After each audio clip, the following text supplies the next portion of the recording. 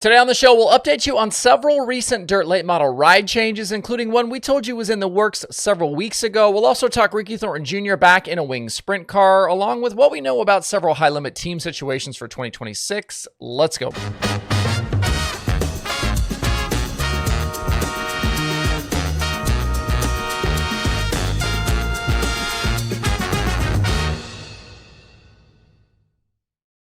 It's Tuesday, October 21st. I'm Justin Fiedler. This is DIRTRACKR Daily presented by Kubota Genuine Parts. If you take care of your vehicle, it will take care of you. And when you want to do some maintenance, maybe fix something you've been putting off, or grab some cleaning supplies, let me help you save some money right now with Advance Auto Parts. Head over to DIRTRACKR.com/advance and use code FALL at checkout to get 15% off an order of $35 or more, or 20% off an order of $100 or more. That code is good for anything Advance sells. That means batteries, brake pads, oil change supplies, belts and hoses, anything. That's code FALL, F-A-L-L, at checkout at DIRTRACKR.com/advance for 15% off $35 or 20% off an order of $100 or more. I'll also leave the link in the video description below. We've been super deep on the sprint car ride news and ride changes here lately, so today let's double back and talk about some of the things happening on the late model side.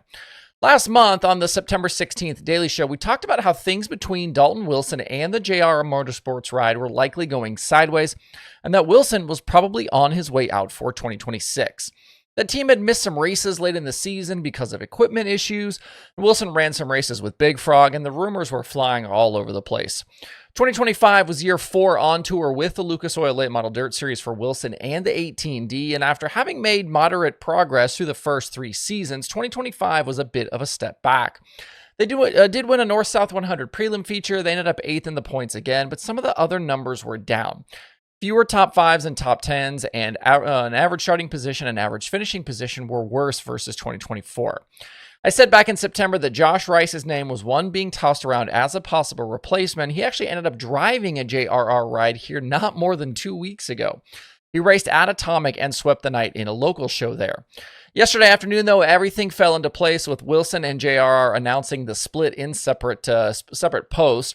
Both sides said all of the usual nice things about each other, and Wilson shared that he's excited for the future and that he would, quote, see all you fans at the track soon, unquote.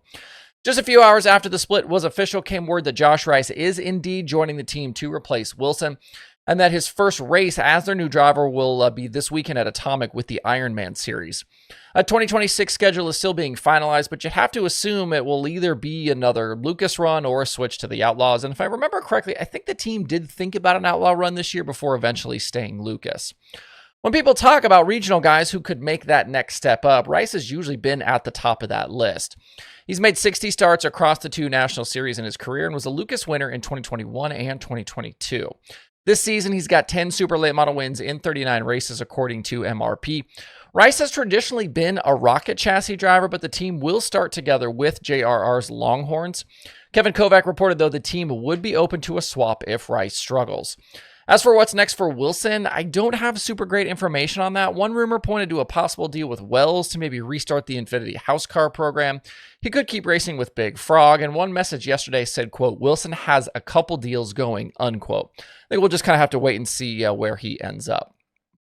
The other news to come out of the weekend was Donald McIntosh announcing he was departing Billy Hicks Racing as he was effectively winning Lucas Rookie of the Year. McIntosh ended the season 10th in the standings with a top 5 and 11 top 10s in 44 main events. He beat out Daniel Hilzebeck for that rookie title. McIntosh told Dirt on Dirt that it was, quote, just time for a change. He revealed for a lot of the season it was just he and his girlfriend working on the car with scattered extra help along the way. McIntosh did not share if he's got anything lined up for next season, but one rumor I've heard in the last day or so is a possible deal with Coltman Farms Racing. McIntosh is already a Coltman-sponsored driver, and he could be in the mix there. The now open Billy Hicks seat, I think, could also be a possible landing spot for Dalton Wilson. The Coltman Farms team has Tanner English out with the Outlaws this season for 2025, where he is likely going to finish 9th in the standings. And Zach Mitchell is in the other Coltman Farms car. He missed out on a chance at the Hunt the Front Championship with that failed tire test. English with 3 wins on the year and Mitchell with 9. If any changes are coming to Coltman Farms Racing, I wouldn't expect to hear about them until after World Finals. As we move forward into the late model offseason, if you can even call it that at this point, I think some of this regional stuff and smaller national teams are really the only places we're going to see changes. I've been sent some pretty crazy rumors in recent days and weeks about big players, but whenever I've reached out, to sources to get comment on that stuff, all of those rumors have been debunked. I don't want to say there couldn't be surprises, but I just don't expect anything major to happen this year. One more late model note for you. Garrett Alberson shared today he'll be back on tour with Lucas next season. 2025 was a career year for him with 4 wins, 21 top 5s, and 35 top 10s on his way to a 6th place points result. Things didn't go their way down the stretch, but they were in the conversation for that final Lucas Chase spot through the summer. In a social post, the team shared they will run the Fall Classic at Why Not this weekend. They'll be at Sonoya in a few weeks with the Flow Series, then hit the Dome in December and Wild West Shootout in January, then before the Lucas season starts next year. A couple of sprint car things to chat about. First, we know that Ricky Thornton Jr. is making his USAC National Sprint Car debut this coming weekend at the Western World at Central Arizona.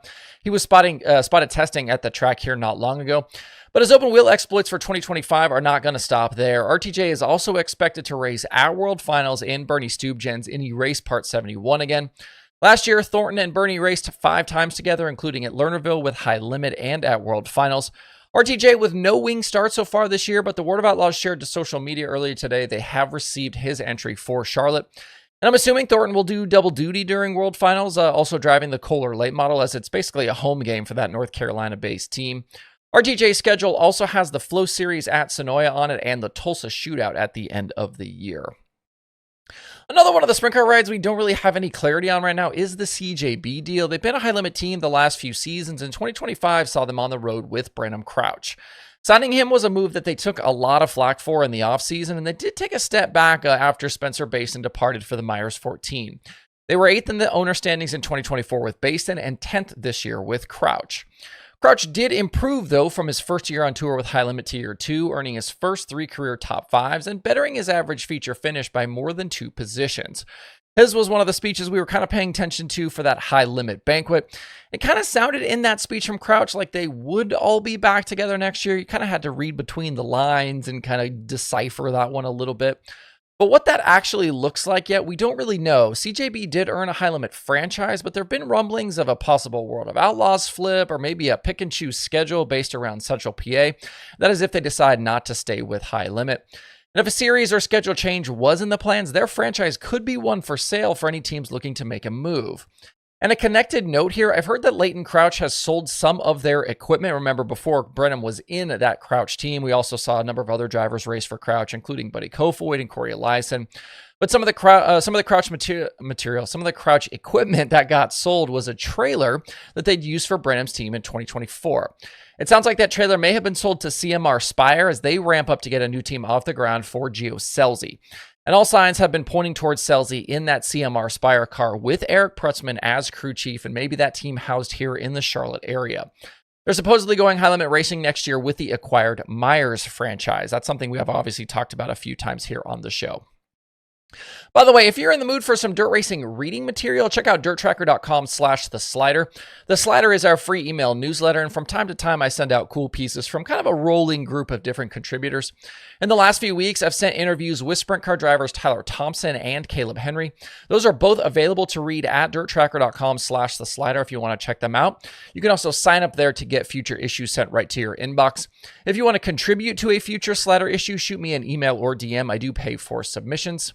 That's all for the show today. Hope you guys have a great rest of your Tuesday out there. We'll see you right back here tomorrow.